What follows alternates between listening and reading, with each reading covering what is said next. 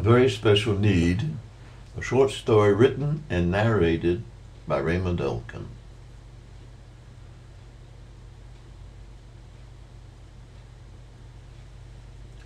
A Very Special Need.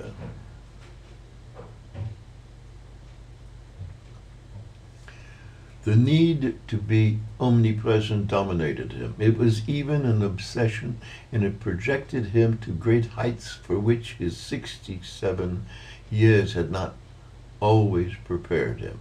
In trying to attain these heights, it happened from time to time that he would miss a rung, and the consequence was always that he would slip downward.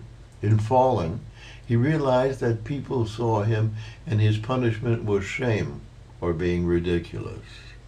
He knew that in reality he was seeking love, admiration, and respect. Unfortunately, he did not know how to be natural. How can one be natural? Perhaps, firstly, being normal, he told himself. But can one be normal when one is 6 feet 7 inches tall? It's true, he told himself, but I lost almost 2 inches over the past 2 years, and he tried to convince himself that with almost 2 inches less he was normal. At times there were incidents of some kind or another that would quickly remind him that he was tall. The last incident happened 2 weeks earlier. He was spending a week in Lisbon in Portugal. What beautiful sun, what a warm, gentle breeze coming off the Atlantic. What nice people they are, the Portuguese. Even if they are, for the most part, small people, maybe an average of between 5 foot and 5'5". Some of the younger ones are tall, 5 feet 10 or so at times. One could not say that the majority of them are really small, he told himself. Only most of them. He was happy with himself when he could make such plays on words. On his second day in Lisbon, he was relaxed. His hotel room was perfect. His bed was fabulous, and he slept profoundly, waking up only at about 8:30 a.m. He took a shower, shaved, got dressed, and went to take the elevator down to the restaurant on the ground floor where he would have breakfast. The elevator stopped on the 11th floor, and he entered. There was no one else in the elevator, and he stood in the middle of it, stretching his arms sideways and moving them in a circular manner. He breathed deeply, and he felt the elevator descending slowly. It stopped on the 10th floor, and 4 travelers entered. They nodded good morning to him, but he did not reply. The elevator then stopped again on the 9th floor, and 3 more travelers entered. And when they reached the 5th floor, there were 11 persons in the elevator, and it was full. No one moved. They could not move without rubbing against a fellow traveler.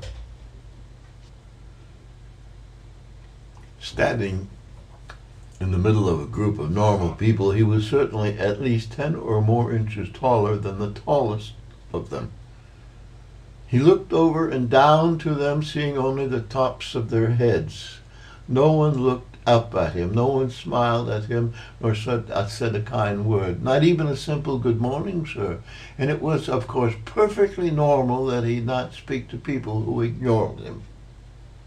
The atmosphere in the elevator was as though it were preparing everyone for an incident. An imperceptible shiver invaded those in the elevator.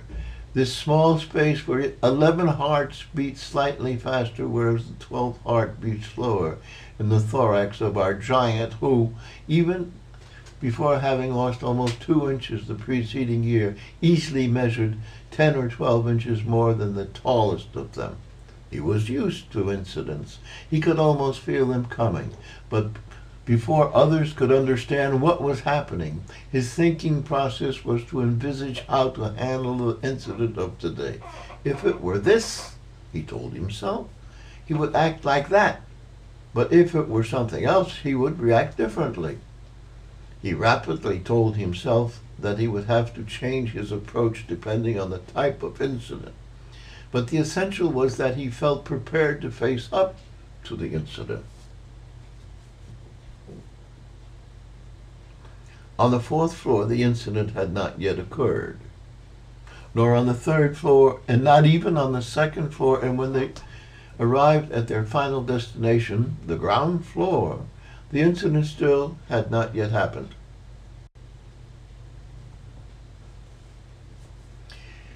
He breathed deeply and smiled to himself, congratulating himself for having saved 11 human beings from a veritable catastrophe that could possibly have happened. He then added, "What would they do if I were not there to prevent the incident from injuring all of us if it had really happened?"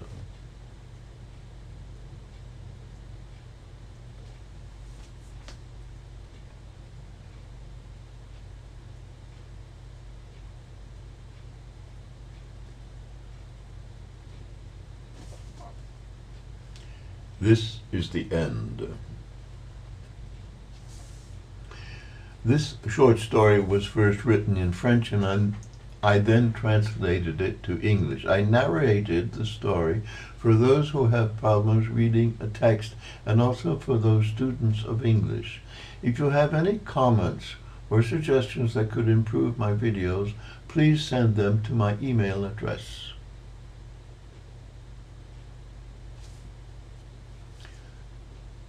Elkin Short Stories at yahoo.com. Bye.